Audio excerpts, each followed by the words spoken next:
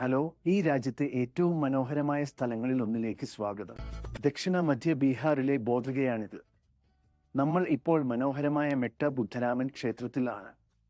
ഞങ്ങൾ ബീഹാറിൽ ചുറ്റി സഞ്ചരിക്കുകയും രാഷ്ട്രീയം സംസാരിക്കുകയും ചെയ്യുന്നു. പക്ഷഭേദമില്ലാത്ത നിഷ്പക്ഷമായ ഈ ചുറ്റുപാടിൽ നിൽക്കാൻ സുഖമുണ്ട്.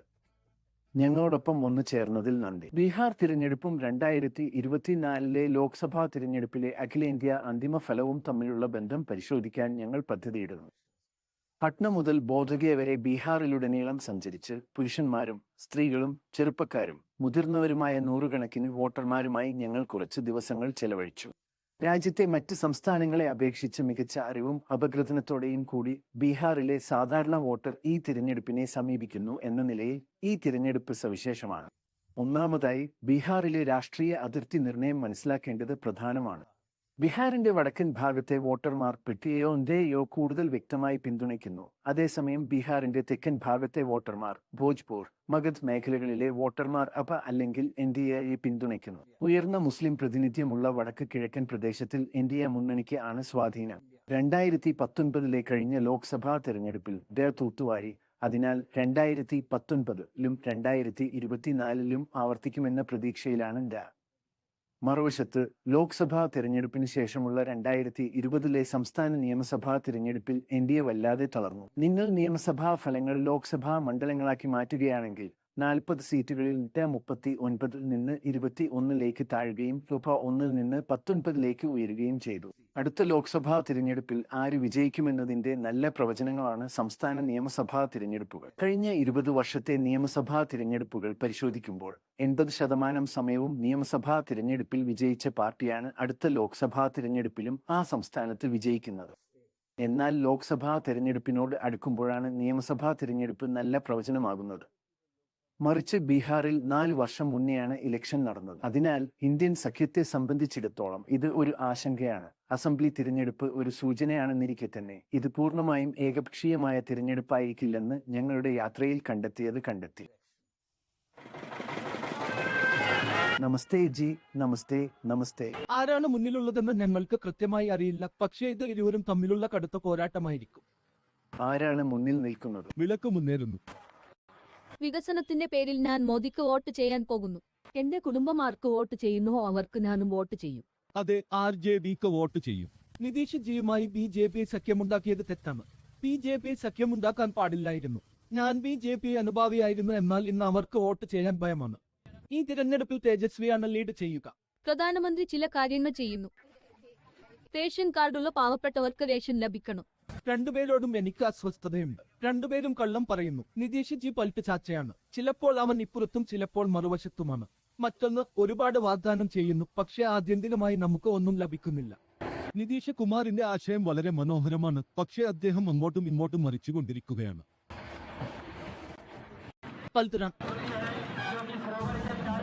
വികസനം ആര് ചെയ്താലും തെരഞ്ഞെടുപ്പിൽ ജയിക്കണമെന്നാണ് എന്റെ ആഗ്രഹം. ഈ തിരഞ്ഞെടുപ്പുകളിൽ ആരാണ് മുന്നിൽ? മോദി സർക്കാർ മുന്നിലാണ്. എന്തുകൊണ്ട്? അയാൾ നല്ലവനാണ്. അവൻ വളരെ നല്ലവനാണ്. മോദിജി യുവാക്കൾക്ക് വേണ്ടി ഒന്നും ചെയ്തിട്ടില്ല. അതുകൊണ്ട് അദ്ദേഹത്തിന് വോട്ട് ചോദിക്കാൻ അവകാശമില്ല. ഈ മേഖലയിലും ബീഹാറിലുടനീളം ആരുടെ തരംഗമാണ് ഉള്ളത്? ഇവിടെ ലാലുവിന്റെ തരംഗമാണ്. അത് ആരുടെ സർക്കാർ ആയാലും വിലക്കയറ്റം നിയന്ത്രിക്കാൻ ആർക്കും കഴിയില്ല. ഈ തെരഞ്ഞെടുപ്പിൽ ഏത് പാർട്ടിയാണ് മുന്നോട്ട് പോകുന്നത്? ജിതൻ റാം മാഞ്ചി കടായിയാണ് നേതൃത്വം നൽകുന്നത്. മോദിയുണ്ടെങ്കിൽ അത് സാധ്യമാണ്. അദ്ദേഹമില്ലാതെ അത് അസാധ്യമാണ്. സഖ്യം മുന്നിലാണ്. ഇന്ത്യ സഖ്യത്തിന് വോട്ടില്ല. ആരെങ്കിലും വികസനത്തെക്കുറിച്ചും ഭരണഘടനയെക്കുറിച്ചും പറയുമ്പോൾ അവർ രാമനെയും ക്ഷേത്രത്തെയും മതത്തെയും കുറിച്ച് സംസാരിക്കുന്നു. ഇവിടെ RJD സഖ്യമാണ് മുന്നിൽ. നിങ്ങൾ എന്താണ് ചിന്തിക്കുന്നത്? ആരാണ് നയിക്കുന്നത്? വിളക്ക് മുന്നേറുന്നു. മോദി രാജ്യത്ത് പല മാറ്റങ്ങളും കൊണ്ടുവന്നു. അതാണ് അദ്ദേഹം നയിക്കുന്നത്. വോട്ട് എന്റേതാണ്. അതെ, തീർച്ചയായും. ഇവിടെ നിന്ന് രാഹുൽ ഗാന്ധിയാണ് ലീഡ് ചെയ്യുന്നത്. നിങ്ങൾ വോട്ട് ചെയ്യുമോ? തീർച്ചയായും ഞാൻ വോട്ട് ചെയ്യും. എന്തുകൊണ്ട് വോട്ട് ചെയ്യാതിരിക്കണം? 5 വർഷത്തിന് ശേഷമാണ് ഞങ്ങൾക്ക് ഈ അവസരം ലഭിക്കുന്നത്. അതിനാൽ ആർക്കെങ്കിലുമായി ഞാൻ വോട്ട് ചെയ്യും. അതിനാൽ ഡോറാബ്, ഞങ്ങൾ ധാരാളം ആളുകളെ കണ്ടുമുട്ടി. എല്ലാവരും പറഞ്ഞത് BJP എന്നോ മോദി എന്നോ അല്ല. അല്പം വൈവിധ്യമുണ്ടായിരുന്നു. അതെ, നിങ്ങൾ സൂചിപ്പിച്ചതുപോലെ NDAയുടെ പൂർണ്ണമായ ഞെരുക്കമില്ലാത്ത ഒരു പ്രദേശത്താണ് ഞങ്ങളുള്ളത്. യുബിയക്കോ ഇന്ത്യക്കോ കുറച്ച് ശക്തിയുള്ള മേഖലയാണിത്.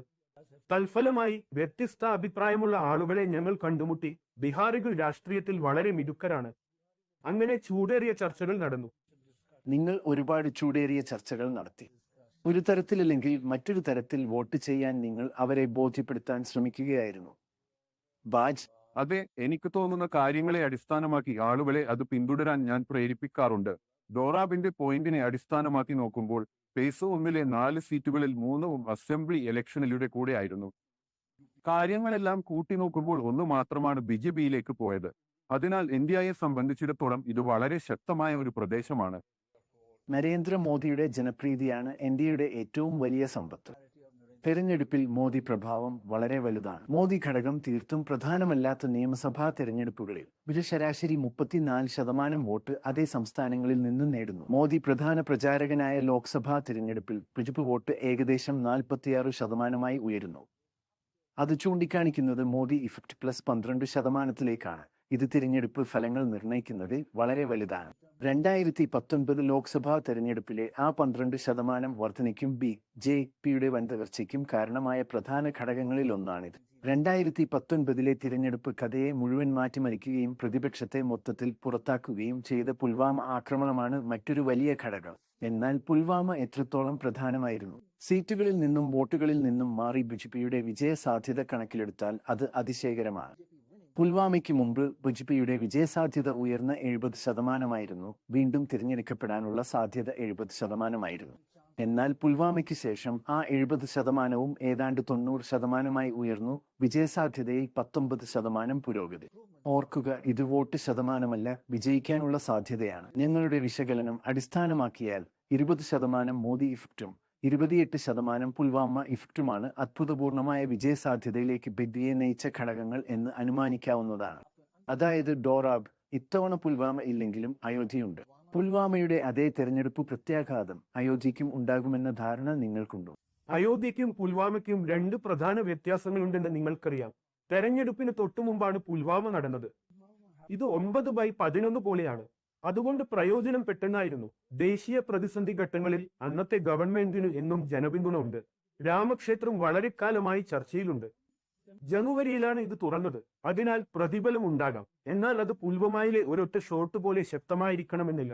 ബാജ്, നിങ്ങൾ ആളുകളോട് സംസാരിച്ചപ്പോൾ അയോധ്യ പ്രധാന പ്രേരകത്തിയായി നിങ്ങൾ കണ്ടെത്തിയോ ഇല്ലയോ? ആളുകൾ അയോധ്യയെ പരാമർശിച്ചതായി ഞാൻ കരുതുന്നു. പക്ഷേ ഞാൻ ഡോറാബിനോട് യോജിക്കുന്നു. ആ അർത്ഥത്തിൽ അതൊരു ചാലകശക്തിയല്ല. പക്ഷേ പ്രധാനമന്ത്രിയുടെ പ്രസംഗവും ജനങ്ങൾ പ്രചാരണം നടത്തുന്ന രീതിയും കണ്ടാൽ അവർ മതവും രാമക്ഷേത്രവും ഉപയോഗിക്കുന്നതായി കാണാം. കൂടാതെ അത് രാമനവമി കൂടിയാണെന്നും കാണാം. ബീഹാർ രാഷ്ട്രീയം പഴയ കാവൽക്കാരിൽ നിന്ന് മാറി തേജസ്വി യാദവ്, ചിരാഗ് പാസ്വാൻ, ബിജെപിയുടെ ഉപമുഖ്യമന്ത്രി സാമ്രാട്ട് ചൗധരി തുടങ്ങിയ പുതിയ യുവ നേതാക്കളിലേക്ക് കേന്ദ്രീകരിക്കുന്ന വലിയ മാറ്റമാണ് ഇപ്പോൾ കാണുന്നത്. ഞങ്ങൾ അവരോരുത്തരോടും സംസാരിച്ചു. മറ്റുള്ളവരെക്കാൾ ആകർഷകമായിരുന്നു. എന്നിരിക്കെ എന്തുകൊണ്ട് പഴയ ഗാർഡ് ഇനി പ്രസക്തമല്ല? ദുഃഖകരമെന്നു പറയട്ടെ, ജനകീയ നേതാവ് രാംവിലാസ് പാസ്വാൻ മരിച്ചു. ഒരു പ്രാദേശിക ജിയോ ഓഫീസിൽ വെച്ച് ഞങ്ങൾ കണ്ടുമുട്ടിയ നിതീഷ് കുമാർ വളരെ ദുർബലനായിരുന്നു. ലാലു ആകട്ടെ അതീവ ഗുരുതരാവസ്ഥയിൽ. അതേസമയം പഴയ പോരാളികളിൽപ്പെടുന്ന മിസ്റ്റർ മോഡി എന്നത്തെയും പോലെ തന്നെ ശക്തനാണ്. അദ്ദേഹത്തിന്റെ ഉള്ളടക്കം എന്നത്തെയും പോലെ ആക്രമണാത്മകമാണ്. ബീഹാറിൽ ജനു രാജിന്റെ ഏറ്റവും വലിയ മുഖം RJD ആണ്. ബീഹാറിലെ അഴിമതിയുടെ രണ്ടാമത്തെ പേര് RJD ആണ്. ബീഹാറിന്റെ നാശത്തിന്റെ ഏറ്റവും വലിയ കുറ്റവാളി RJD ആണ്.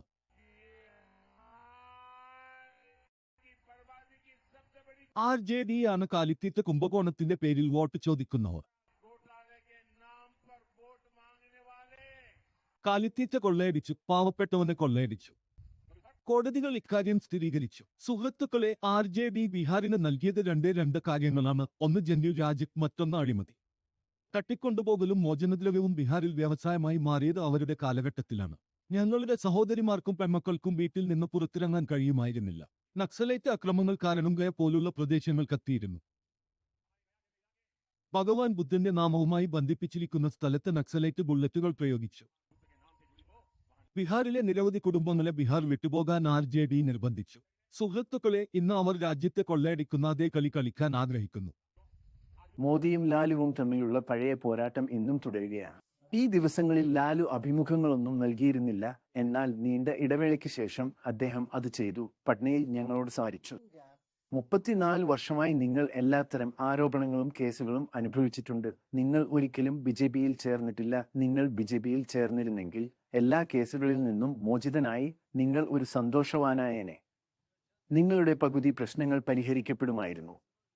എന്തുകൊണ്ടാണ് നിങ്ങൾ പക്ഷം മാറാത്തത്? എനിക്ക് എന്ത് സംഭവിച്ചാലും എനിക്ക് എന്ത് ശിക്ഷ ലഭിച്ചാലും ഞാൻ അനുഭവിക്കുന്ന പീഡനങ്ങൾ എന്തായാലും ഞാൻ ഒരിക്കലും വജിയുമായും ബജ് പോലെയുള്ള രാഷ്ട്രീയമായും നരേന്ദ്രമോദിയുമായും കൈകോർക്കില്ലെന്നും ഞാൻ തീരുമാനിച്ചു.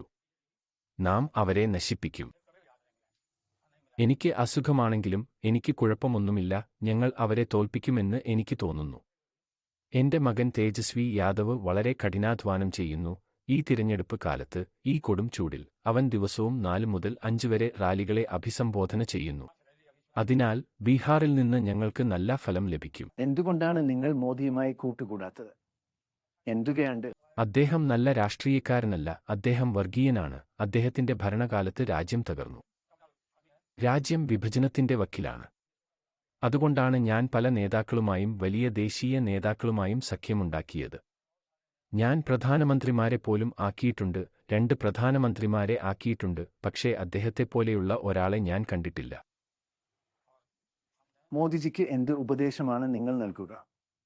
അദ്ദേഹം ലാലുജി എന്നെ ഉപദേശിക്കൂ എന്ന ഉപദേശം ചോദിച്ചാൽ നിങ്ങൾ എന്ത് ഉപദേശം നൽകും? ഞാൻ അവർക്ക് നൽകുന്ന ഉപദേശം ദയവായി നീങ്ങുക എന്നതാണ്. ഇത് തന്നെ ധാരാളം.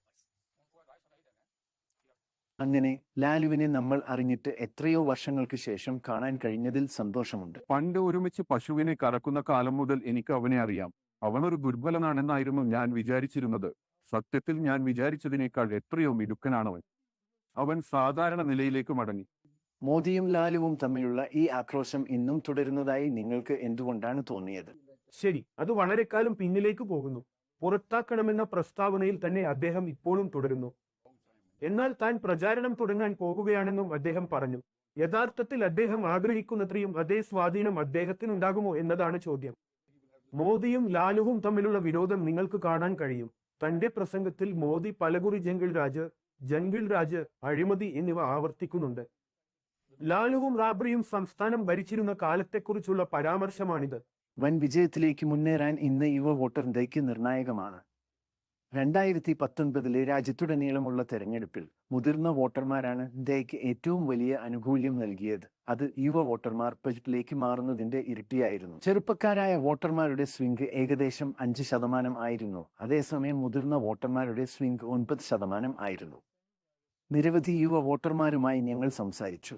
അവരുടെ ഏറ്റവും വലിയ ആശങ്ക തൊഴിലില്ലായ്മയും ജോലിയുമാണ്. അവിടെയാണ് തേജസ്വി തനിക്കായി ഒരു ബ്രാൻഡ് സ്ഥാപിച്ചിരിക്കുന്നത്. കഴിഞ്ഞ മാസം നരേന്ദ്രമോദിയുടെ മുഖം നോക്കിയാണ് ഞങ്ങൾ ബിജെപിക്ക് വോട്ട് ചെയ്തത്. എന്നാൽ ഇപ്പോൾ വിശ്വാസം തകർന്നിരിക്കുന്നു. ഇത്തവണ ഞങ്ങൾ രാഹുൽ ഗാന്ധിക്ക് വോട്ട് ചെയ്യാൻ പോകുന്നു. യുവാക്കൾക്കായി സർക്കാർ കാര്യമായൊന്നും ചെയ്യാത്തതിനാലാണ് ഇത്തവണ ഞങ്ങൾ മാറ്റത്തിനായി വോട്ട് ചെയ്യാൻ പോകുന്നത്. മോദി സർക്കാർ നീതിമാൻ. അതിനാൽ മാറ്റത്തിന്റെ തരംഗം ഇവിടെയുണ്ട്. ഇത് നിങ്ങൾ രണ്ടുപേരും മാത്രമാണോ അതോ മുഴുവൻ പ്രദേശവും ആണോ? ഇല്ല, ഇപ്പോൾ നിങ്ങൾ മഗധ പ്രദേശം മുഴുവൻ ചുറ്റിക്കറങ്ങുകയാണ്. നിങ്ങൾക്ക് അതിനെക്കുറിച്ച് ഒരു ആശയം ലഭിക്കും. കുമാർ സർവജീത്താണ് ഇവിടെ വിജയിക്കുന്നത്. യുവാക്കളോട് ചോദിച്ചാൽ മാറണം എന്ന് പറയും. ഇപ്പോൾ പുറത്തിറക്കിയ പ്രകടന പത്രികയിൽ യുവാക്കൾക്കുള്ളതായി ഒന്നുമില്ല. ഞാൻ ഇപ്പോഴും തൊഴിൽരഹിതനാണ്. ഇപ്പോൾ ഞാൻ ഒരു ബിരുദാനന്തര ബിരുദ വിദ്യാർത്ഥിയാണ്. ഞാൻ 4ാം സെമസ്റ്റർ പൂർത്തിയാക്കി ഇപ്പോൾ ഒരു മത്സര പരീക്ഷയ്ക്ക് തയ്യാറെടുക്കുകയാണ്. നിങ്ങൾക്ക് അഭിസംബോധന ചെയ്യണമെന്ന് തോന്നുന്ന പ്രധാന പ്രശ്നങ്ങൾ എന്തൊക്കെയാണ്? തൊഴിലില്ലായ്മ. ഈ തെരഞ്ഞെടുപ്പിലെ ഏറ്റവും പ്രധാനപ്പെട്ട വിഷയം ജോലിയാണെന്ന് പറയാൻ നിങ്ങളുടെ കൈകൾ ഉയർത്തുക. അതെ, ജോലിയും അഴിമതിയും 75%. കോൺഗ്രസിന്റെ കാലത്ത് ധാരാളം തൊഴിലവസരങ്ങളുണ്ടായിരുന്നെങ്കിലും ബിജെപി ഭരണകാലത്ത് അതത്ര കാര്യമായിരുന്നില്ല. വിദ്യാസമ്പന്നരായ യുവാക്കൾ തൊഴിലില്ലാത്തവരാണ്. അതിനാൽ എല്ലാ വകുപ്പുകളിലേക്കും ഒഴിവുകൾ പ്രഖ്യാപിക്കണം. എന്നാൽ അത് അങ്ങനെയല്ല സംഭവിക്കുന്നത്. പഠിച്ചു കഴിഞ്ഞിട്ടും ആളുകൾക്ക് തൊഴിലില്ല. തൊഴിലിനെ കുറിച്ച് മോദി സംസാരിക്കണം. എന്തുകൊണ്ടാണ് അദ്ദേഹം മന്ദിരത്തെക്കുറിച്ച് സംസാരിക്കുന്നത്? അത് തൊഴിലിനെ കുറിച്ചായിരിക്കണം. തൊഴിലില്ലായ്മ ഇവിടെ ഉണ്ട്. ഡ്രെയിനേജ്, റോഡുകൾ എന്നിവ ഇവിടെയില്ല. ബീഹാറിൽ യുവാക്കൾ തൊഴിൽരഹിതരാണ്. അവർക്ക് ജോലി വേണം, ഭക്ഷണം വേണം. അതുകൊണ്ട് ജനങ്ങൾക്ക് ഇപ്പോൾ ഇത്തരം പ്രശ്നങ്ങളുണ്ട്. വികസനത്തിന്റെ ഈ തരംഗം സർക്കാരിനെ സമ്മർദ്ദത്തിലാക്കും. അവർക്ക് ജാതിയുടെ അടിസ്ഥാനത്തിൽ പോരാടാനാവില്ല. അവർക്ക് കാര്യമായ എന്തെങ്കിലും ചെയ്യേണ്ടി വരും. തൊഴിലില്ലായ്മയാണ് ഇവിടെ പ്രധാന പ്രശ്നം. നമ്മുടെ ഒരുപാട് സഹോദരങ്ങൾ ബീഹാറിൽ നിന്ന് ജോലി തേടി പോകുന്നു. ഈ സർക്കാരിന്റെ കാലത്ത് ഞാൻ കണ്ടത് തൊഴിലില്ലായ്മയും വിലക്കയറ്റവും മാത്രമാണ്. ഇപ്പോൾ ബീഹാർ ഉപമുഖ്യമന്ത്രിയായ ബിജെപിയുടെ യുവ നേതാവ് സാമ്രാട്ട് ചൗധരിയെ ഞങ്ങൾ കണ്ടു. എനിക്ക് തോന്നുന്നു ബീഹാർ നിരന്തരം പുരോഗമിക്കുന്നുണ്ട്, എന്നാൽ മറ്റ് സംസ്ഥാനങ്ങൾ പുരോഗമിക്കുന്നത് പോലെ ബീഹാർ അതേ വേഗതയിൽ പുരോഗമിക്കുന്നില്ല. അടിസ്ഥാന സൗകര്യങ്ങളുടെ കാര്യത്തിൽ നമ്മൾ വളരെ ദുർബലരാണ്. അതുകൊണ്ട് ആദ്യം ഞങ്ങൾ അടിസ്ഥാന സൗകര്യങ്ങൾക്കായി പ്രവർത്തിച്ചു. ഞങ്ങൾക്ക് സ്വന്തമായി വരുമാനമില്ലാത്തതിനാൽ ബജറ്റിന്റെ 95% സർക്കാരിനെയോ കേന്ദ്ര സർക്കാരിനെയോ സംസ്ഥാനത്തെയോ ആശ്രയിക്കുന്ന സംസ്ഥാനമാണ് ബീഹാർ. ബീഹാർ വിഭജിക്കുമ്പോൾ പ്രധാന റവന്യൂ സംവിധാനം ജാർഖണ്ഡിനൊപ്പം പോയി, അതുകൊണ്ട് അവർക്ക് മിച്ച ബജറ്റുണ്ടായി. അതുപോലെ തന്നെ മികച്ച ആസൂത്രണവും മുന്നേ ഉണ്ടായിരുന്നില്ല. ലാലുവിന്റെ ഭരണകാലത്ത് യഥാർത്ഥത്തിൽ തിരിച്ചടിയുണ്ടായത് അദ്ദേഹം ആസൂത്രണം ചെയ്തില്ല, മറിച്ച് പാട്ടും നൃത്തവും മാത്രമായി അവരുടെ ഭരണം. അവർ പാവങ്ങൾക്ക് വേണ്ടി പ്രവർത്തിക്കുന്നുണ്ടെന്ന് അവർ പറയാറുണ്ടായിരുന്നു, എന്നാൽ വാസ്തവത്തിൽ അവർ ഒരു കാര്യത്തിനായി മാത്രമാണ് പ്രവർത്തിക്കുന്നത്. അതിൽ കൂടുതലൊന്നും അദ്ദേഹം ചെയ്തില്ല. തന്റെ സിദ്ധാന്തത്തിലും സങ്കല്പങ്ങളിലും അധിഷ്ഠിതമായാണ് അദ്ദേഹം രാഷ്ട്രീയം ചെയ്തിരുന്നത്. നേപ്പാളിലെ വെള്ളം ബീഹാറിന് ശാപമാണ്, അതിനാൽ വടക്കൻ ബീഹാറിൽ നിർമ്മാണത്തിലാണ് ശ്രദ്ധ കേന്ദ്രീകരിക്കുന്നത്. ഇപ്പോൾ ഞങ്ങൾ ഒരു ഇരട്ട എഞ്ചിൻ സർക്കാർ രൂപീകരിച്ചു. വടക്കൻ ബീഹാറിൽ അടച്ചുപൂട്ടിയ 9 പഞ്ചസാര ഫാക്ടറികൾ വീണ്ടും ആരംഭിക്കാൻ ഞങ്ങൾക്ക് കഴിഞ്ഞു. അത് എത്തനോൾ പ്ലാന്റിനെ അടിസ്ഥാനമാക്കിയുള്ളതാണ്. കൃഷിയിടങ്ങളിൽ നിന്നുള്ള പാഴായത് ഉപയോഗിക്കാൻ ഞങ്ങൾക്ക് കഴിയുന്നു. എന്നാൽ ബീഹാർ മാറിയെന്നും ഭാവിയിൽ അത് കൂടുതൽ മാറുമെന്നും ഞാൻ വിശ്വസിക്കുന്നു. ബീഹാർ വികസിക്കും. ഞാൻ നിങ്ങൾക്ക് ഒരു കാര്യം ഉറപ്പുതരാം. അടുത്ത 20 വർഷത്തേക്ക് ഞാൻ സജീവ രാഷ്ട്രീയത്തിൽ ഉണ്ടാകും. ഈ 20 വർഷത്തിനുള്ളിൽ ബീഹാർ ഇന്ത്യയിലെ ഏറ്റവും മികച്ച സംസ്ഥാനങ്ങളിൽ ഒന്നാകും. മൊത്തത്തിൽ ഈ യുവാക്കൾ ഉണ്ടാക്കുന്നത് വലിയ മാറ്റമാണ്. അതെ, രാജീവ് പ്രതാപ് റൂഡി, രവിശങ്കർ പ്രസാദ് എന്നിവരെ പോലുള്ളവർക്ക് ടിക്കറ്റ് നൽകിയിട്ടുണ്ടെങ്കിലും അവർ ഇപ്പോൾ ഗെയിമിന് പുറത്താണ്. പാർലമെന്റിൽ 20 വർഷമായി രാഷ്ട്രീയത്തിൽ തുടരുന്നവരെ മോദി പതുക്കെ മേച്ചിൽ പുറത്തേക്ക് ഇറക്കി. അതിനാൽ 3 പാർട്ടികളും 40 കളിലും 50 കളിലുമുള്ള ആൺകുട്ടികളെ അവതരിപ്പിക്കുന്നത് നിങ്ങൾ കാണുന്നു. അതുകൊണ്ട് തന്നെ ഇത് ഒരു ചെറുപ്പക്കാരന്റെ പോരാട്ടമാണ്. റാം വികാസ് പാസ്വാനും നിതീഷ് കുമാറും ലാലുവും. ഈ ചെറുപ്പക്കാർക്ക് വോട്ടറുമായി ഒരു ബന്ധമുണ്ട്. ബീഹാറിലെ വോട്ടർമാരിൽ വലിയൊരു ശതമാനം യുവാക്കളാണ് എന്നതാണ് അതിന് കാരണം. അതെ, വാസ്തവത്തിൽ ഞങ്ങൾ തേജസ്വിയുടെ റാലികൾക്ക് പോയപ്പോൾ കഴിഞ്ഞ തവണയും ഇത്തവണയും ജനക്കൂട്ടം അദ്ദേഹത്തെ ശരിക്കും സ്വീകരിക്കുന്നു. അവർ അവനെ ആവേശഭരിതരാക്കുന്നു. ഹെലികോപ്റ്ററിൽ നിന്ന് ഇറങ്ങുമ്പോൾ അവർ പിന്നാലെ ഓടുന്നു. ഇപ്പോൾ പാർട്ടിയുടെ മുഖമാകാൻ അദ്ദേഹത്തിന് കഴിഞ്ഞതായി തോന്നുന്നു. ഇവരെല്ലാം 2025 അസംബ്ലിക്ക് തയ്യാറെടുക്കുകയാണ് എന്നതാണ് യഥാർത്ഥ കാര്യം എന്ന് ഞാൻ കരുതുന്നു. ഈ 3 പേരും പാർട്ടിയുടെ മുഖങ്ങളായിരിക്കും. അതിനാൽ ബീഹാറിലെ ഈ തെരഞ്ഞെടുപ്പിലെ ഏറ്റവും വലിയ ഘടകങ്ങളിലൊന്ന് സ്ത്രീകളുടെ വോട്ടാണ്. ബീഹാറിലെ സ്ത്രീകളുടെ പോളിംഗ് ശതമാനം പുരുഷന്മാരെ അപേക്ഷിച്ച് വളരെ കൂടുതലാണ്. പുരുഷ വോട്ടർമാരുടെ എണ്ണം 55% ആണെങ്കിൽ സ്ത്രീ വോട്ടിംഗ് ശതമാനം 5% ഉയർന്ന് 60%. രാജ്യത്തിന്റെ മറ്റ് ഭാഗങ്ങളിൽ ജോലി ചെയ്യാൻ ബീഹാറിൽ നിന്ന് പോകേണ്ടി വരുന്നവരും വോട്ടിംഗ് ദിവസം ബീഹാറിലേക്ക് മടങ്ങാൻ കഴിയാത്തവരുമായ കുടിയേറ്റക്കാരുടെ വലിയൊരു സംഖ്യയാണ് ഇതിന് കാരണം. എല്ലാ രാഷ്ട്രീയ പാർട്ടികളും സ്ത്രീകൾക്ക് വേണ്ടിയുള്ള പദ്ധതികളിൽ ശ്രദ്ധ കേന്ദ്രീകരിക്കുന്നതിന്റെ ഒരു പ്രധാന കാരണം സ്ത്രീകളുടെ പോളിംഗ് ശതമാനത്തിലെ ഈ ഉയർന്ന ശതമാനമാണ്. രാജ്യത്തുടനീളമുള്ള സ്ത്രീകളുടെ വോട്ടിനെ സംബന്ധിച്ചിടത്തോളം ബിജെപിക്ക് ഒരു പ്രത്യേക നേട്ടമുണ്ടെന്ന് തോന്നുന്നു. 2019 ലോക്സഭാ തിരഞ്ഞെടുപ്പിൽ പുരുഷന്മാർക്കിടയിൽ ബിജെപിയിലേക്കുള്ള നെറ്റ് സ്വിംഗ് വെറും 2% മാത്രമായിരുന്നു. അതേസമയം സ്ത്രീ വോട്ടർമാർ ബിജെപിയിലേക്കുള്ള നെറ്റ് സ്വിംഗ് ആയതിന്റെ ഇരട്ടിയിലധികം 5% ആയിരുന്നു. ഈ തിരഞ്ഞെടുപ്പിൽ അവർക്ക് പ്രധാനമായ വിവിധ ഘടകങ്ങളും ഈ വിഷയത്തെക്കുറിച്ചുള്ള അവരുടെ കാഴ്ചപ്പാടുകളും മനസ്സിലാക്കാൻ ബീഹാറിലെ നിരവധി സ്ത്രീകളുമായി ഞങ്ങൾ സംവദിച്ചു. നേരത്തെ വീടിന് പുറത്തിറങ്ങാൻ പറ്റാത്ത അവസ്ഥയായിരുന്നു ബീഹാറിന്റെ അവസ്ഥ. ഇപ്പോൾ കഴിഞ്ഞ 10 വർഷത്തിനിടയിൽ ഞങ്ങൾക്ക് വീടിന് പുറത്തിറങ്ങാൻ കഴിയുന്ന നിരവധി ജോലികൾ നടന്നു. നമുക്ക് സ്വയം പ്രതിനിധീകരിക്കാം. ഇപ്പോൾ ഗ്രാമങ്ങളിൽ വെള്ളവും വൈദ്യുതിയും ഉണ്ട്, റോഡുകളും നിർമ്മിച്ചു. ബീഹാറിൽ എനിക്ക് സുരക്ഷിതത്വം തോന്നുന്നു. ഇപ്പോൾ ബീഹാറിന്റെ അവസ്ഥ വളരെ മെച്ചപ്പെട്ടതാണ്. ഇപ്പോൾ രാത്രിയിലും സ്ത്രീകൾക്ക് പുറത്തിറങ്ങാം, ഗുണ്ടകളെ പേടിയില്ല. മുൻകാലങ്ങളെ അപേക്ഷിച്ച് വെളിച്ചവും റോഡുകളുടെ നിർമ്മാണവും കാരണം ഇപ്പോൾ സുഖം തോന്നുന്നു. എനിക്ക് വികസനം നടക്കുന്നത് കാണാം. പെൺകുട്ടികൾ പഠിക്കാൻ പുറത്തേക്ക് പോകുന്നു, സ്കൂളുകൾ പുനരുജ്ജീവിപ്പിക്കുന്നു. കൂടുതൽ സ്ത്രീകൾ നയിക്കുകയും പ്രതിനിധീകരിക്കുകയും ചെയ്യണമെന്ന് ഞാൻ കരുതുന്നു. കഴിഞ്ഞ 3-4 വർഷങ്ങളിൽ ഇത് വളരെയധികം വികസിച്ചുവെന്ന് ഞാൻ കരുതുന്നു. എല്ലാം നല്ലതാണ്. സ്കൂളും നല്ല വിദ്യാഭ്യാസവും ഉണ്ടാകണം. സ്ത്രീകൾക്ക് കൂടുതൽ പ്രാതിനിധ്യം ലഭിച്ചു. ഭാവിയിലും ഇത് സംഭവിക്കുമെന്ന് പ്രതീക്ഷിക്കുന്നു. നമുക്ക് നല്ല ഡോക്ടർമാരെ വേണം. നല്ല ഡോക്ടർമാർക്ക് മികച്ച വിദ്യാഭ്യാസ സംവിധാനം വേണം. ഇവിടെ കൂടുതൽ അവസരങ്ങൾ വികസിപ്പിക്കണമെന്ന് ഞാൻ പറയാൻ ആഗ്രഹിക്കുന്നു. മറ്റ് സംസ്ഥാനങ്ങളിലെ ആളുകൾ സ്വന്തമായി സ്റ്റാർട്ടപ്പുകൾ നിർമ്മിക്കുന്നു, എന്നാൽ ബീഹാറിലെ ആളുകൾ അതിന് വിമുഖത കാണിക്കുന്നു. അവർ സർക്കാർ ജോലിയാണ് ഇഷ്ടപ്പെടുന്നത്. നിങ്ങളുടെ മാതാപിതാക്കൾ വോട്ട് ചെയ്യുന്നത് പോലെ നിങ്ങൾ വോട്ട് ചെയ്യാൻ പോകുകയാണോ അതോ നിങ്ങൾ സ്വതന്ത്രമായി വോട്ട് ചെയ്യണോ? സ്വതന്ത്രമായി. ഈ തിരഞ്ഞെടുപ്പുകളിൽ ഏത് പാർട്ടിയാണ് ലീഡ് ചെയ്യുന്നത്? എനിക്കറിയില്ല. എന്നാൽ നിങ്ങൾ വോട്ട് ചെയ്യുമോ? അതെ, ഞാൻ വോട്ട് ചെയ്യും. നിങ്ങളുടെ സ്വന്തം ധാരണ അനുസരിച്ചാണോ അതോ നിങ്ങളുടെ ഭർത്താവ് പറയുന്നതനുസരിച്ചാണോ നിങ്ങൾ വോട്ട് ചെയ്യുക? ഇല്ല, എന്റെ സ്വന്തം വീക്ഷണത്തെ അടിസ്ഥാനമാക്കിയാണ് ഞാൻ വോട്ട് ചെയ്യുന്നത്. ഞാൻ ആർക്ക് വോട്ട് ചെയ്യും എന്ന് ചോദിച്ചാൽ അത് ഞാൻ പറയും. ഞങ്ങളെ പറയൂ. മോദിയെ പിന്തുണക്കുന്നവർ ആരായാലും ഞാൻ അവർക്ക് വോട്ട് ചെയ്യും. നിങ്ങൾ മോദിക്ക് വോട്ട് ചെയ്യുമോ? തീർച്ചയായും. എന്തുകൊണ്ട്? പക്ഷേ എന്തിനാണ് മോദി? രാജ്യതാത്പര്യത്തിന്റെ കാര്യത്തിൽ ഏറ്റവും മികച്ചത് മോദിയാണ്. അതിനാൽ ഡോറാബ്, ഞങ്ങൾ ചുറ്റിക്കറങ്ങിയപ്പോൾ നിങ്ങൾ ധാരാളം വനിതാ വോട്ടർമാരെ അഭിമുഖം നടത്തി. അവർ തികച്ചും ആക്രമണകാരികളാണ്. ഞങ്ങൾ സ്വതന്ത്രമായാണ് വോട്ട് ചെയ്യുന്നത്. ഞങ്ങളുടെ ഭർത്താക്കന്മാർ പറയുന്നത് ഞങ്ങൾ കാര്യമാക്കുന്നില്ലെന്ന് അവർ പറയുന്നു. എന്നാൽ അവർ പുരുഷന്മാരെക്കാൾ അല്പം കൂടി ബിജെപിയിലേക്ക് ചായുകയാണെന്ന് നിങ്ങൾ കണ്ടെത്തിയോ? അതോ പറയാൻ പ്രയാസമാണോ? അത് ഒരു കാലത്ത് വലിയ പാർട്ടിയായിരുന്നു, പിന്നീട് OBC പാർട്ടിയായിരുന്നു, ഇപ്പോൾ ജാട്ട് ഇതര OBC പാർട്ടിയായി. അവർ നിർണായക ശക്തിയായി. അപ്പോഴാണ് അവർ മനസ്സിലാക്കിയത് ഇതൊരു വലിയ ബാങ്കാണെന്ന്. പിന്നെ എല്ലാവരും ചിന്തിച്ചു. സ്ത്രീ വോട്ടർ ബാങ്ക്. ഇത് പറയുന്നത് എന്തെന്നാൽ പണമായാലും സ്റ്റോ ആയാലും ഇവരാണ് ആദ്യമായി ഇവയൊക്കെ സ്ത്രീകൾക്ക് നേരിട്ട് കൊടുക്കാൻ തുടങ്ങിയത്. അതിനാൽ അവർ അത് മനസ്സിലാക്കുകയും അതിനെക്കുറിച്ച് എന്തെങ്കിലും ചെയ്യുകയും ചെയ്തു. അതിനാൽ അവർ അത് പ്രയോജനപ്പെടുത്തുന്നുവെന്ന് ഞാൻ കരുതുന്നു. അവർക്ക് ഗ്യാസും വെള്ളവും ലഭിച്ചു എന്ന വസ്തുതയെക്കുറിച്ചാണ് നമ്മൾ എല്ലാവരും സംസാരിക്കുന്നതെന്ന് ഞാൻ കരുതുന്നു. ഞാൻ ഉദ്ദേശിച്ചത് ഇവിടെ ചുറ്റുമുള്ള ഗ്രാമങ്ങളിൽ പോലും അവർക്ക് വെള്ളവും പൈപ്പ് വെള്ളവും ഗ്രാമത്തിലേക്ക് വന്നു. നിങ്ങൾക്കറിയാം, ഗ്രാമത്തിലെ സ്ത്രീ തലയിൽ വെള്ളം എടുത്ത് വീട്ടിൽ കൊണ്ടുവന്ന് സംസാരിക്കേണ്ടതില്ല. അവർക്ക് റേഷൻ ലഭിക്കുന്നുണ്ടെന്നതാണ് വസ്തുത. ആ റേഷൻ കാര്യം ഒരു വലിയ ഘടകമാണ്. എന്നാൽ യഥാർത്ഥത്തിൽ ഒരു വിധത്തിൽ പെൺകുട്ടികൾക്ക് സൗജന്യ സൈക്കിളുകൾ നൽകി നിതീഷ് സ്ത്രീകളെ നേരിട്ട് കാണാൻ തുടങ്ങി. അത് വലിയ സ്വാധീനം ചെലുത്തുകയും ചെയ്തു. എന്നാൽ ഇവിടെ പ്രധാനം റേഷൻ കിട്ടുമ്പോൾ അവർ പറയുന്നത് മോദി തന്നുവെന്നതാണ്. അഴിമതി നടക്കുമ്പോൾ അത് മോദിയുടെ കുഴപ്പമല്ല, പ്രാദേശിക തെറ്റാണെന്ന് അവർ പറയുന്നു. ഞങ്ങളുടെ റേഷൻ കാർഡ് ഉണ്ടാക്കിയിട്ടില്ല, അത് എന്താണെന്ന് എനിക്കറിയില്ല. ചിലതുണ്ട്, ചിലത് അവിടെ ഇല്ലേ. ചില ഗ്രാമങ്ങളിൽ പകുതി ആളുകൾക്ക് പേപ്പർ വർക്കുകൾ കഴിഞ്ഞിട്ടുണ്ട്, മറ്റുള്ളവർ ബാക്കിയാണ്. എന്തുകൊണ്ട്? പകുതി ജനങ്ങൾക്കായി ചെയ്തിട്ടുണ്ട്. ഇവിടെ വൻ അഴിമതിയാണ് നടക്കുന്നത്. ഒരുപാട് തട്ടിപ്പുകൾ. വർക്ക് നടന്നില്ലെങ്കിൽ അത് ഞങ്ങൾക്ക് കിട്ടില്ല. ഒരു വീടിന് എന്താണ് വേണ്ടത്? ഒന്ന് കോളനി പാസ്സാണ്, വാർഡുകാരന് പണം കൊടുക്കണം, അല്ലാത്ത പക്ഷം അവർ അത് തടയും. അത് അഴിമതിയാണ്. ഫയലുകൾ നീക്കാൻ പണം വേണം. അതിനാൽ ഇത് മോദിജിയുടെ തെറ്റല്ല, ഈ തലത്തിലാണ് പ്രശ്നം ഉടലെടുക്കുന്നത്. ഇവിടെ സർക്കാർ ഇക്കാര്യത്തിൽ കർക്കശക്കാരനല്ല.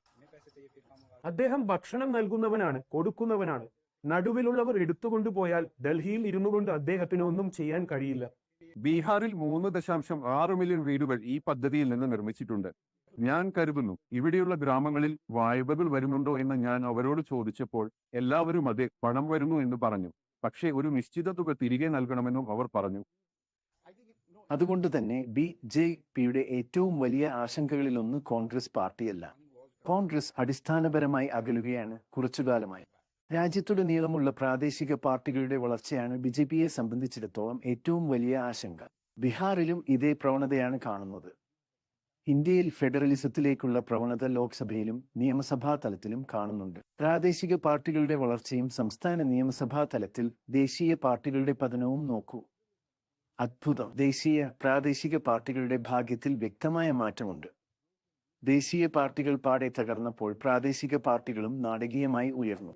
ലോക്സഭാ തലത്തിലും ഇത് സത്യമാണ്. എന്നാൽ ചെറിയ ഒരു ട്വിസ്റ്റ് ഉണ്ട്. 1952 ആദ്യ തിരഞ്ഞെടുപ്പ് മുതൽ BJPയുടെ മുന്നേറ്റം നോക്കൂ. അത് കൂടുതൽ പ്രാധാന്യമുള്ള ദേശീയ പാർട്ടിയായി മാറി. അതേസമയം കോൺഗ്രസിന്റെ ഭയാനകമായ പതനം.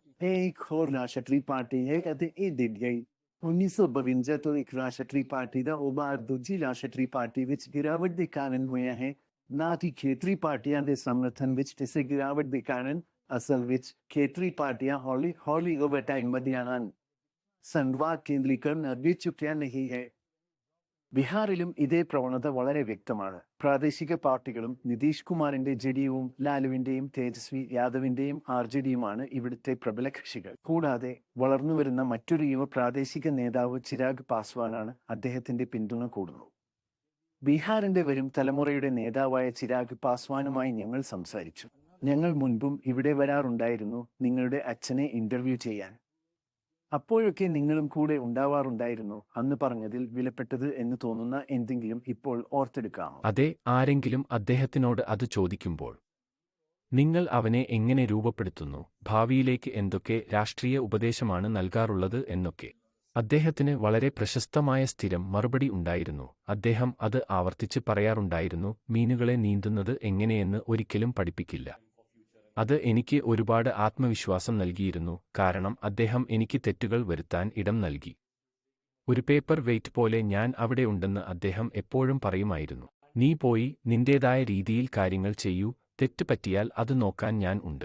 അദ്ദേഹം പോയ ശേഷം ഞാൻ ഏറ്റവും മിസ് ചെയ്യുന്ന കാര്യം ഇതാണ്. ഒരു ചോദ്യം: നിതീഷ് ഇവിടെ അധികാരത്തിൽ വന്നിട്ട് 20 വർഷമായി, മിക്ക സമയത്തും നിങ്ങളോടൊപ്പമാണ്. ഈ കാലയളവിൽ ബീഹാർ വേണ്ടത്ര വികസിച്ചുവെന്ന് നിങ്ങൾക്ക് തോന്നുന്നുണ്ടോ? ശരി, മെച്ചപ്പെടുത്തലിന് എല്ലായ്പ്പോഴും സാധ്യതയുണ്ടെന്ന് ഞാൻ ആത്മാർത്ഥമായി വിശ്വസിക്കുന്നു. എല്ലായ്പ്പോഴും മെച്ചപ്പെടാനുള്ള അവസരമുണ്ട്. മാത്രമല്ല, കൂടുതൽ നല്ലത് ചെയ്യാൻ കഴിയുമായിരുന്നു.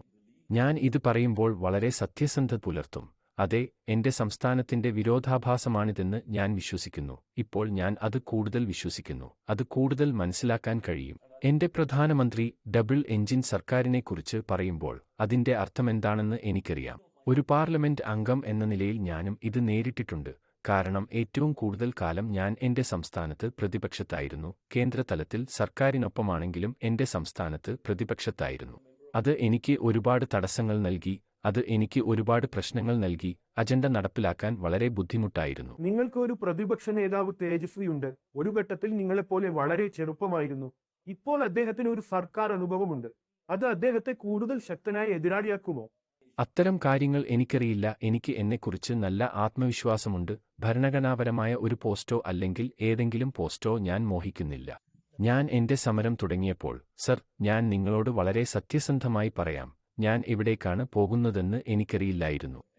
2021 പാർട്ടിയിൽ പിളർപ്പുണ്ടായപ്പോൾ, കുടുംബത്തിൽ പിളർപ്പുണ്ടായപ്പോൾ, എന്റെ സ്വന്തം കുടുംബത്തിൽ നിന്ന് എന്നെ പുറത്താക്കിയപ്പോൾ, ജൂൺ 13 ഇതുപോലൊരു സായാഹ്നമായിരുന്നു അത് എന്ന് ഞാൻ വ്യക്തമായി ഓർക്കുന്നു.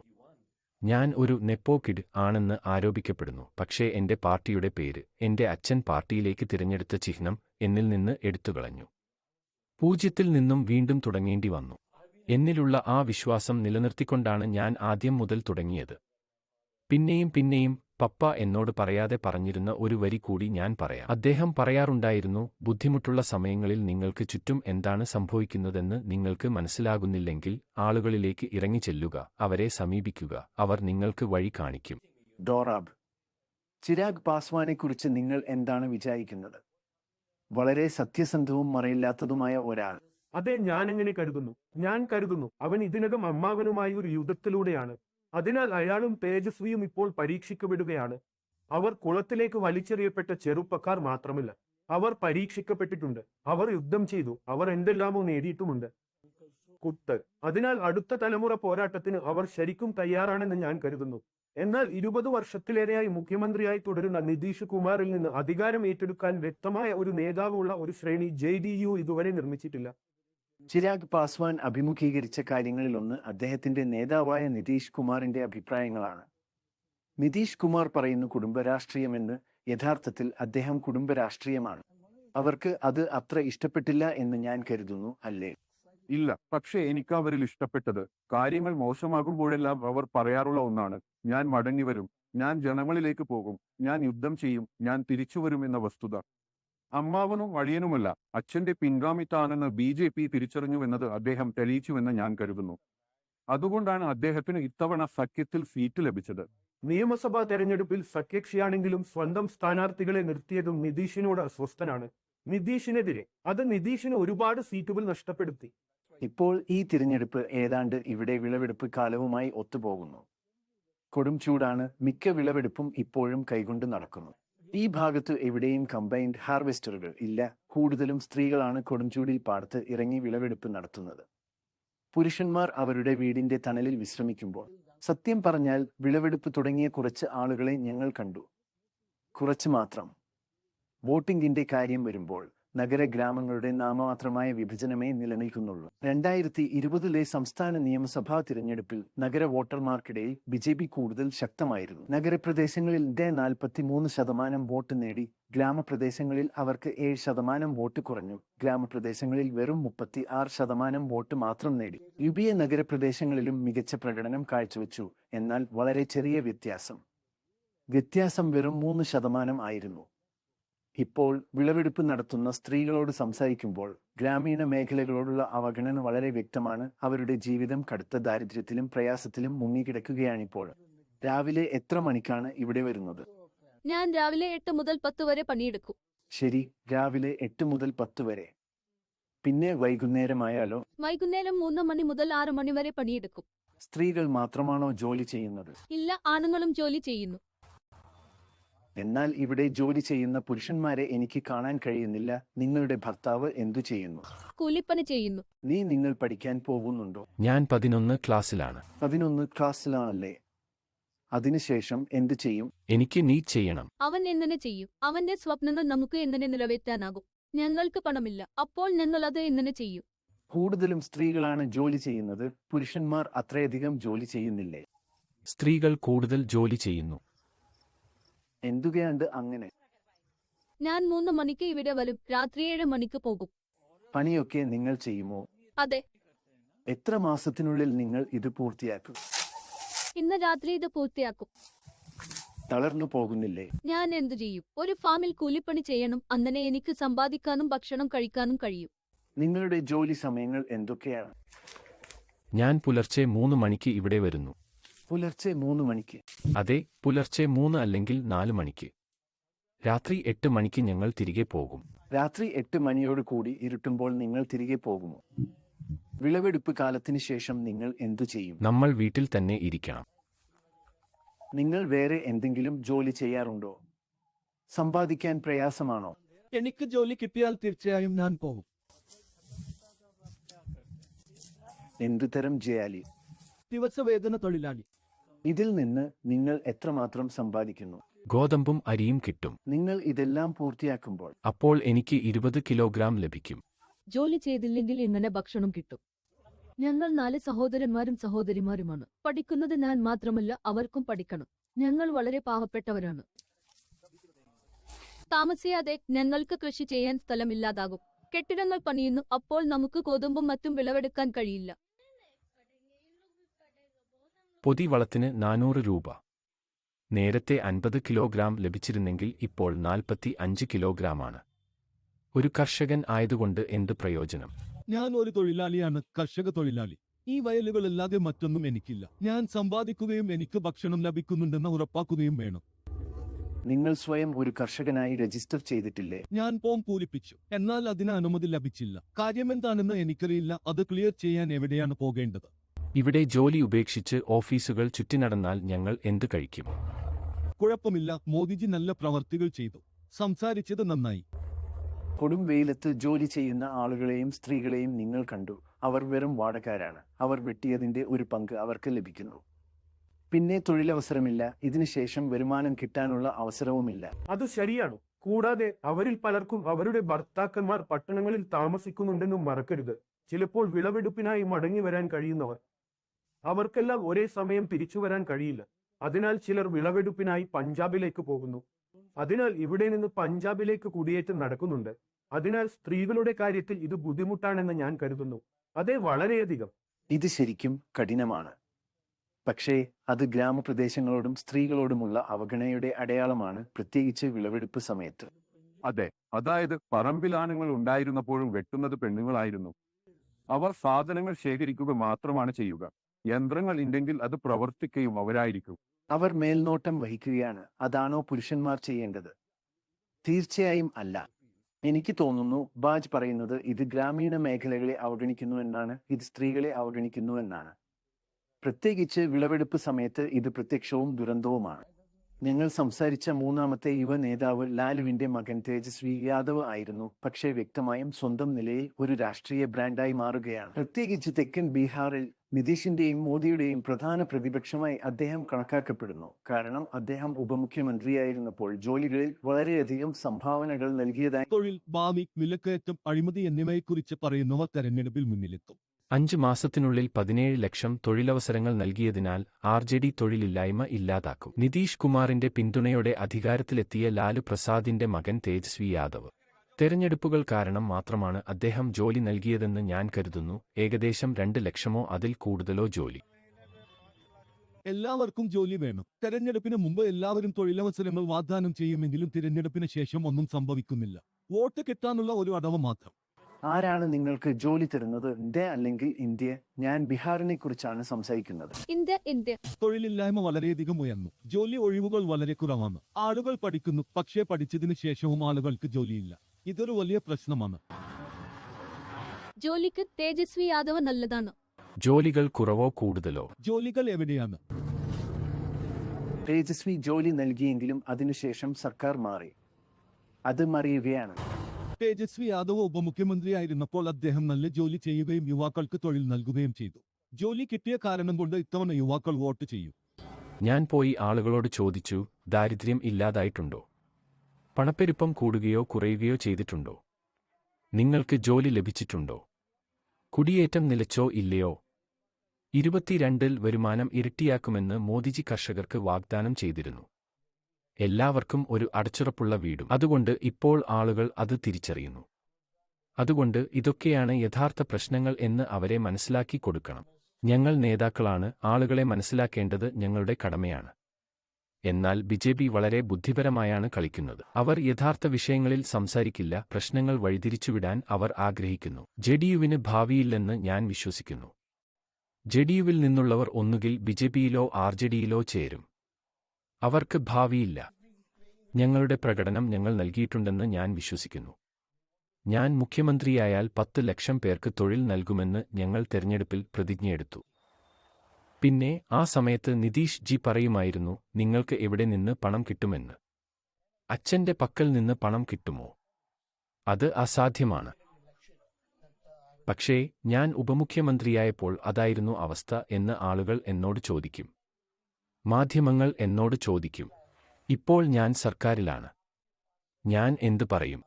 10 ലക്ഷം സർക്കാർ ജോലിയും 10 ലക്ഷം തൊഴിലും നൽകുമെന്ന് ആഗസ്റ്റ് 15 സ്വാതന്ത്ര്യ ദിനത്തിൽ അദ്ദേഹം പ്രഖ്യാപിച്ചത് നിങ്ങൾ കണ്ടല്ലോ.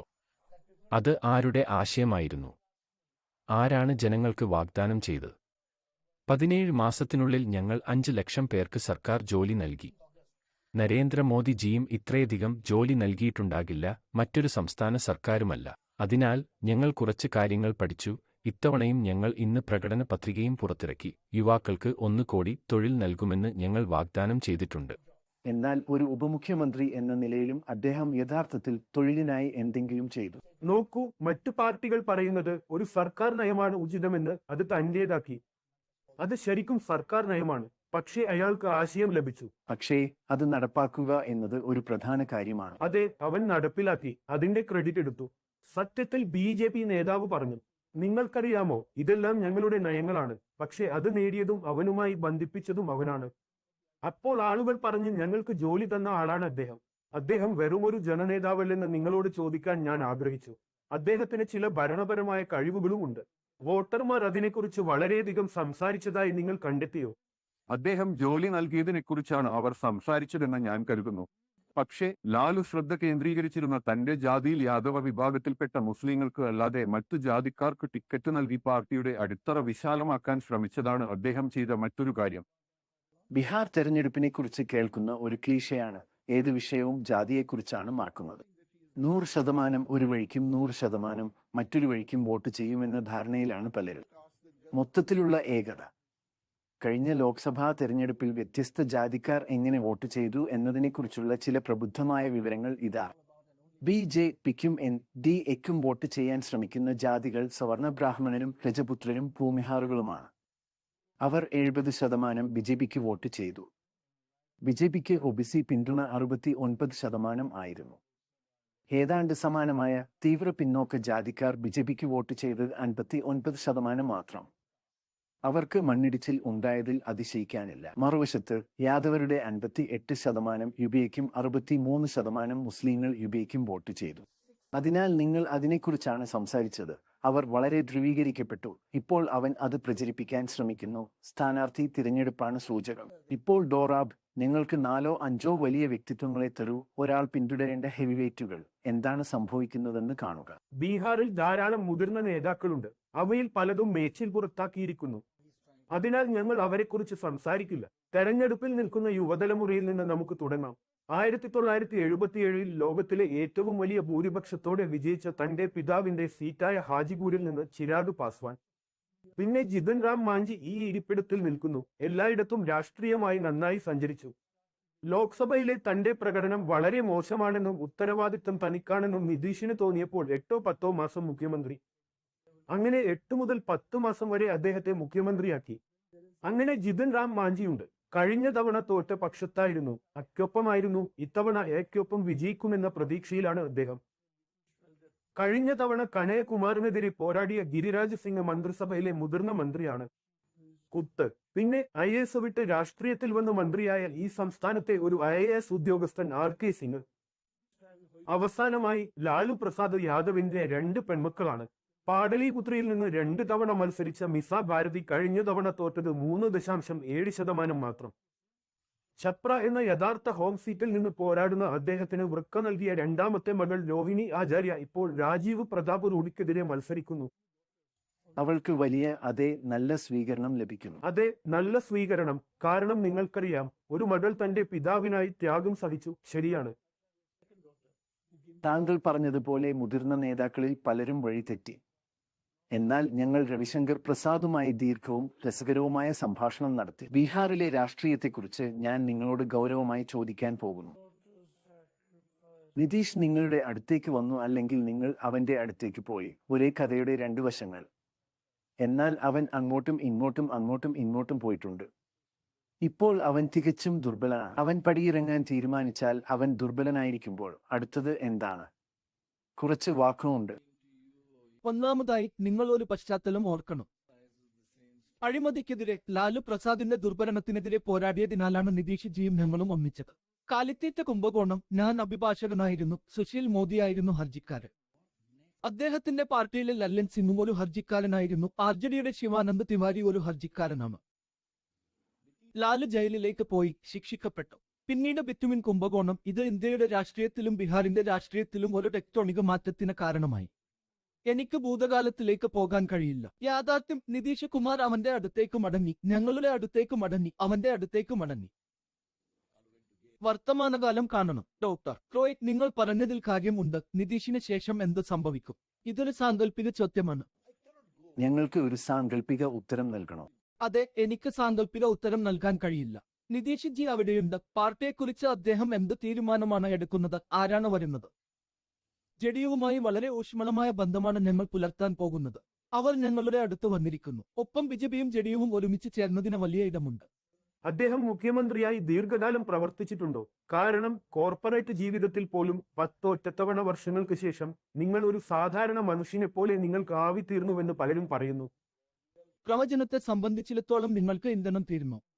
30 വർഷം മുമ്പ് അവന്റെ ഇന്ധനം തീർന്നു. അതിനാൽ നിങ്ങൾക്ക് വ്യത്യാസം പറയാൻ കഴിയില്ല. എന്റെ കാര്യം നിങ്ങൾക്കറിയാമോ? അത് രാഷ്ട്രീയത്തിലാണ്. തുർക്കിയിലെ എർദോഗനെ നോക്കൂ. നിങ്ങൾക്കറിയാമോ? ഒരു മനുഷ്യകാര്യമാണ്. അത് 1 വർഷത്തേക്ക് കൊണ്ടുപോകുക എന്നത് വലിയ ഉത്തരവാദിത്തമാണ്. നിങ്ങൾക്കറിയാമോ? ഇതൊരു വ്യക്തിയിൽ ഒരു ബുദ്ധിമുട്ട് എടുക്കുന്നു. അത്രയും ലളിതമാണ്. അവൻ ഇപ്പോൾ ഏകദേശം 20 വർഷമായി അവിടെയുണ്ട്. നോക്കൂ, നമുക്ക് വ്യക്തമായി പറയാം. ഒരു കാര്യം വളരെ വ്യക്തമാണ്. നിതീഷ് കുമാർ 2005 മുതൽ 2010, 2011, 2012, 2009 വരെയുള്ള തന്റെ കാലയളവിലെങ്കിലും അദ്ദേഹം വൻ ഭൂരിപക്ഷത്തിൽ വിജയിച്ചു. എല്ലാത്തിനും കാരണം ക്രമസമാധാനത്തിന്റെ കാര്യത്തിലും മറ്റ് വികസനത്തിന്റെ കാര്യത്തിലും അദ്ദേഹം ചെയ്ത നല്ല പ്രവർത്തനങ്ങളാണ്. RJDയും ഞങ്ങളും തമ്മിൽ അങ്ങോട്ടും ഉണ്ടായിട്ടുണ്ട്. എനിക്ക് അത് നിഷേധിക്കാനാവില്ല. എന്നാൽ പുതിയൊരു തുടക്കം കുറിച്ചിരിക്കുന്നു. നിതീഷ് കുമാറിന് ശേഷം എന്ത് സംഭവിക്കും? അദ്ദേഹത്തിന്റെ പാർട്ടിയെക്കുറിച്ച് ഇന്ന് എനിക്ക് ഊഹിക്കാൻ കഴിയില്ല. അദ്ദേഹവും പാർട്ടിയും സ്വീകരിക്കേണ്ട ആഹ്വാനമാണത്. അവസാനമായി എന്താണ് അടിസ്ഥാനം? ബീഹാറിൽ ഇത്തവണ ആരാണ് വിജയിക്കുക? എന്താണ് അഭിപ്രായ വോട്ടെടുപ്പ് പ്രവചനം? ബീഹാറിൽ 40-33 സീറ്റും നേടി NDA വ്യക്തമായ വിജയം നേടുമെന്ന് മൊത്തത്തിലുള്ള ശരാശരി അഭിപ്രായ സർവേകൾ പ്രവചിക്കുന്നു. അതാണ് വോട്ടെടുപ്പ്. 1980 മുതലുള്ള അഖിലേന്ത്യാ വോട്ടെടുപ്പുകളുടെ കൃത്യത രേഖ 73% സമയവും വിജയിയെ അവർ നേടുന്നു എന്നതാണ്. തീർച്ചയായും ഇനിയും കുറച്ച് സമയമുണ്ട്. വോട്ടെടുപ്പ് നടത്തുന്നവർ എപ്പോഴും വൈകിയുള്ള സ്വിംഗിന്റെ സാധ്യതയെ വിളിക്കാൻ ഇഷ്ടപ്പെടുന്നു. ഒരു രീതിയിലും ഡോറാബ് അതെ, നിങ്ങൾ പറഞ്ഞത് ശരിയാണ്. കാരണം തന്റെ പാർട്ടിക്ക് മാത്രം 370 സീറ്റുകളും സഖ്യത്തിന് 400-ലധികം സീറ്റുകളും ലഭിക്കുമെന്ന് താൻ പ്രതീക്ഷിക്കുന്നതായി ശ്രീ മോദി കുറച്ചുകാലമായി പറഞ്ഞുകൊണ്ടിരുന്നു. അത് വളരെ കാര്യമാണ്. ബീഹാർ അവർക്ക് പ്രധാനമാണ്. ഞാൻ അർത്ഥമാക്കുന്നത് ഇത് അവർ ഇവിടെ പരമാവധി സീറ്റുകൾ നേടിയിട്ടുണ്ട്. 40-39. അതെ, അവരുടെ ലക്ഷ്യം 370 കൈവരിക്കാൻ പോകുകയാണെങ്കിൽ അവർക്ക് ഒന്നും നഷ്ടപ്പെടാൻ കഴിയില്ല. ശരിയാണ്. ബീഹാറിന്റെ കൗണ്ട് ഡൗൺ അതാണ്. ഇന്ത്യയിലുടനീളമുള്ള മറ്റ് സംസ്ഥാനങ്ങളുടെ കൗണ്ട് ഡൗണുകളുമായി ഞങ്ങൾ തിരിച്ചെത്തും. വീണ്ടും ഞങ്ങളോടൊപ്പം ചേരുക. ഇന്ന് ഞങ്ങളോടൊപ്പം ഉണ്ടായിരുന്നതിന് നന്ദി. ബീഹാറിലെ കുട്ടികളെക്കുറിച്ചുള്ള സത്യം കാണിക്കുന്ന ഒരു ആശയവിനിമയം ഞങ്ങൾ നിങ്ങൾക്ക് നൽകുന്നു. ഇതാ പൂജ. അവൾ ചൂടുള്ള വയലുകളിൽ വിളകൾ കൊയ്യുന്നു. അവളുടെ കുടുംബത്തിന്റെ ദാരിദ്ര്യം, അവളുടെ ദുഷ്കരമായ ജീവിതം, എല്ലാ ദിവസവും അവൾ അഭിമുഖീകരിക്കുന്ന ബുദ്ധിമുട്ടുകൾ എന്നിവയ്ക്കിടയിലും പൂജ പോസിറ്റീവും ബുദ്ധിമതിയുമായി ആയി തുടരുന്നു. ബീഹാറിലെ ജനങ്ങൾ ഈ രാജ്യത്തെ ഏറ്റവും മികച്ചവരിൽ ഒരാളാണ് എന്നതിന്റെ മികച്ച ഉദാഹരണമാണ്.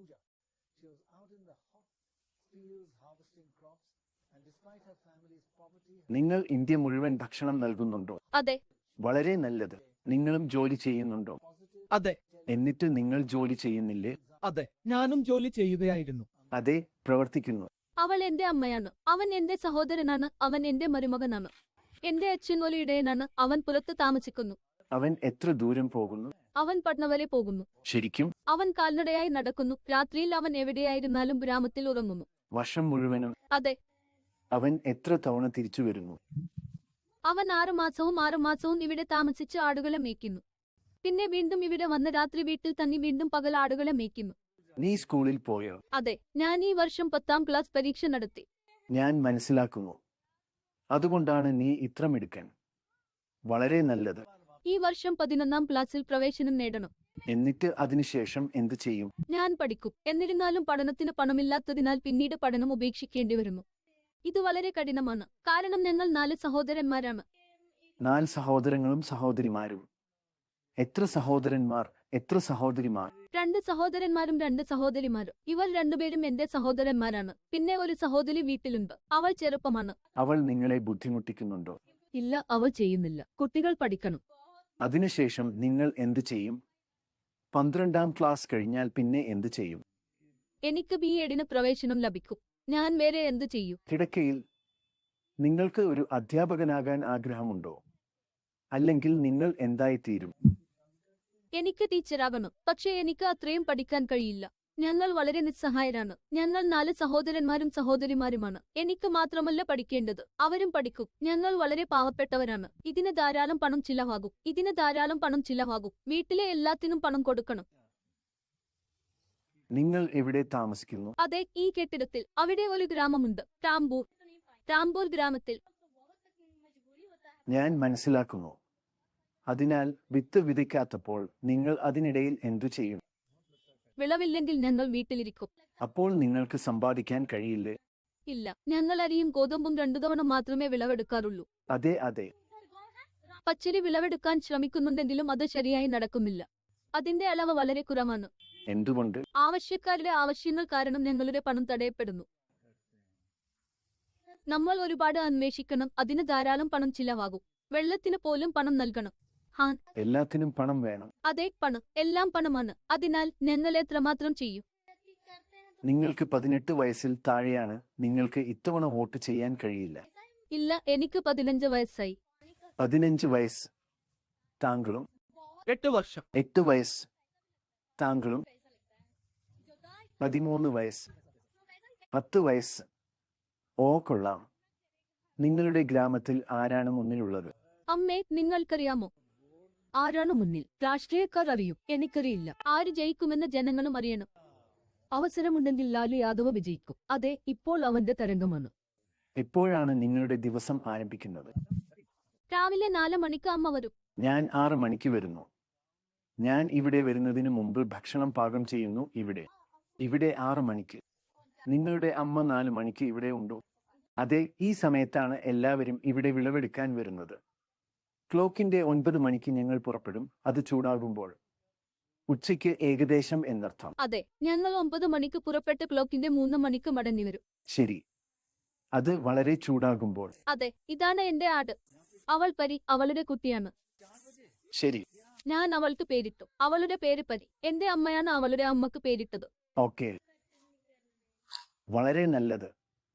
എപ്പോഴാണ് തിരികെ പോകുന്നത്? ഇപ്പയാൾ തന്നെ. നമ്പർ 6 അല്ലെങ്കിൽ 7 മണിക്ക്. ക്ലോക്കിന്റെ 6 അല്ലെങ്കിൽ 7. അതെ, ഇരുട്ടുമ്പോൾ. പിന്നെ ഇതിൽ എത്ര കിട്ടും? അത് കൈമാറ്റം ചെയ്യപ്പെടുന്നു. നിങ്ങൾ ഗോതമ്പ് എടുക്കുന്നുണ്ടോ? പണമല്ലേ? ഗോതമ്പാണ് നാം ഭക്ഷണമായി കഴിക്കുന്നത്. നിങ്ങൾ അത് ഭക്ഷണത്തിനായി എടുക്കുക. ശരി. നിങ്ങൾ എവിടെ നിന്നാണ് വന്നത്? ഞാൻ ഡൽഹിയിൽ നിന്നാണ് വന്നത്. ഡൽഹിയിൽ എവിടെയാണ് വീട്? ഡൽഹിയിൽ നിന്നു. ഡൽഹിയിൽ നിന്ന്. അതെ. നിങ്ങൾ മറ്റെവിടെയോ നിന്ന് വന്നതാണെന്ന് ഞാൻ കരുതി. അല്ല, ഞാൻ ഡൽഹിയിൽ നിന്ന് തിരഞ്ഞെടുപ്പ് റിപ്പോർട്ട് ചെയ്യാനാണ് വന്നത്. നിങ്ങൾ ഡൽഹിയിൽ നിന്നാണ് വന്നത്. ഈ വീട് നല്ല സ്ഥലത്താണ്. അതെ, എന്നാൽ ഇപ്പോൾ അതൊരു നഗരമായി മാറുകയാണ്. എന്നാൽ പിന്നീട് ഞങ്ങൾക്ക് കൃഷി ചെയ്യാൻ സ്ഥലമില്ല. കെട്ടിടങ്ങൾ പണിയുന്നു. അതിനാൽ ഞങ്ങൾക്ക് ഗോതമ്പ് വളർത്താൻ കഴിയില്ല. അതിനാൽ ഇവിടെ വീടുകൾ നിർമ്മിക്കും. അതെ, എല്ലാം കൃഷിഭൂമിയായിരുന്നു. എന്നാൽ ഇപ്പോൾ നിർമ്മാണം നടക്കുന്നു.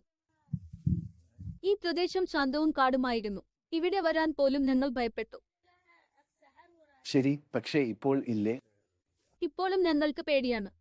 നമ്മൾ എങ്ങനെ പേടിക്കും? ഇപ്പോൾ അതെല്ലാം ഗ്രാമമാണ്. ശരിയാണ്. ശരി. ഇപ്പോൾ പുറത്തുനിന്നുള്ളവരും ഇങ്ങോട്ട് വരുന്നുണ്ട്. ജപ്പാൻ പോലും. അതെ, അവർ ഇവിടെ വരുന്നു. അവർ ഇവിടെ പര്യവേക്ഷണം ചെയ്യുകയും ജീവിക്കുകയും ചെയ്യുന്നു. അവർ ഇവിടെ നിൽക്കുമോ? അതെ, ഈ ഹോട്ടലുകൾ നോക്കൂ. അവർ അവിടെ താമസിക്കുന്നു.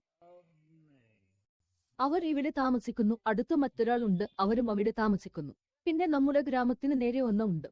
അപ്പോൾ നിങ്ങളുടെ ഗ്രാമം ഏതാണ്? രാംപൂർ. രാംപൂർ ഗ്രാമം. ശരി, നമ്മൾക്ക് കാണാം. നന്ദി. നിങ്ങളോട് സംസാരിക്കുന്നത് എനിക്ക് വളരെ ഇഷ്ടപ്പെട്ടു. നന്ദി.